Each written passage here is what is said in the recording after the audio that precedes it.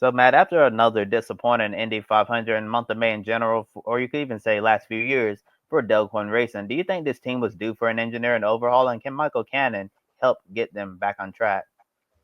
Yeah, we talked a lot about them, didn't we, last year with all the driver changes and stuff going on. You would have thought with Rinus VK coming in, it was a bit more of a solid base, but it's not really worked out, has it, through these first few races of the year? He's shown some flashes as VK, and he was going fairly well in the 500 at the weekend before he had the brake issue and the crash coming into pit lane. Um, Jacob Abel getting bumped, I would have thought that's probably not so much of a surprise with what has been going on with that team throughout the year.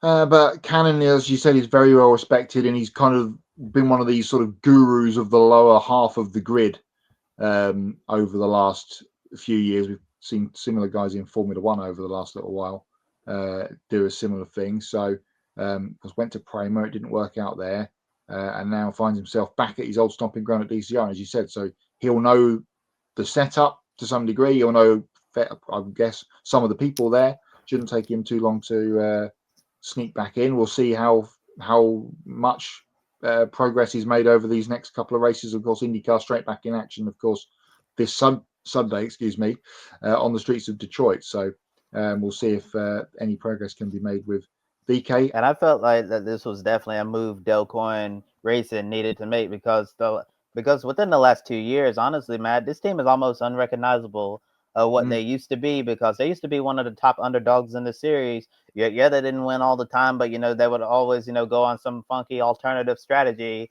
and they didn't have the car, let's say, compared to like a Penske, a Ganassi, or an Andretti, but they had a car good enough. If they got on the alt strategy, they could make something happen with it. It wouldn't always be a win, but maybe they could get on the podium, a top five or a top 10 finish. But it seemed like those Coin cars, especially the 51 team, they just like been out at the zoo or something. They just been really struggling trying to make something happen. And Renus VK show you how good of a driver he is. I think he's honestly been outperforming that number 18 car. I think he's really dragging that car to finishes that probably shouldn't be finishing. And if you put another driver in that car, they probably wouldn't be able to do as well as Renus VK has been doing. That's why I think when he's a free agent again next year, he's probably going to be one of the one of the top drivers that the teams are going to be looking for in the 2026 IndyCar season. And as VK said, give credit to his old engineer Ed Nathman, for giving him a good car at Barber because Renus VK was one of the star performers at mm, Barber on a day, it was difficult to pass. Renus VK was making moves,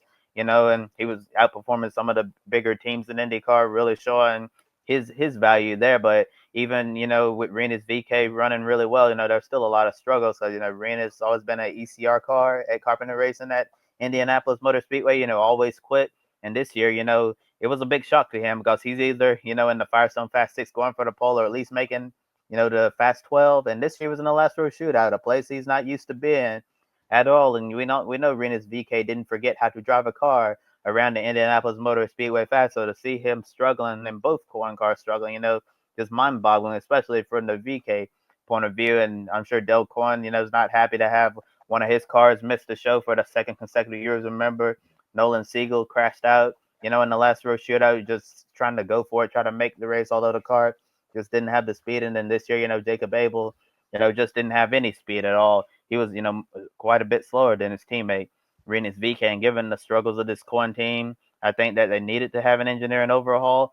And for them to get someone like Michael Cannon, who we've talked about numerous times on this show, how people in the IndyCar paddock think he's one of the best engineering minds that there is in IndyCar. They felt like that this is someone who can completely turn someone's program around, and he's done it numerous times before. When he was at Ford, look what he did with Santino Ferrucci. The team had a record season last year. Well, they performed the best we've seen from that Ford team in a very long time last season under the guidance of Michael Cannon. Then we had a little strange stretch over the off season when he left Ford. He got signed to lead the Prima engineering department. And it was strange because they down here in Charlotte, North Carolina, they had their launch event. Michael Cannon was present at that launch event. And the very next week after this launch event, we're like, Michael Cannon has resigned from Prima and he's not going to be with them anymore. Just a really strange stretch. And we're wondering who was going to win the race to sign Michael Cannon. And it looks like he's going to go to a place that he knows well in Dale Coyne Racing, and we'll see how quickly he can turn things around. But if I'm Rinus VK, I have to feel extremely excited to have someone like Michael Cannon up on the timing stand for the rest of this season.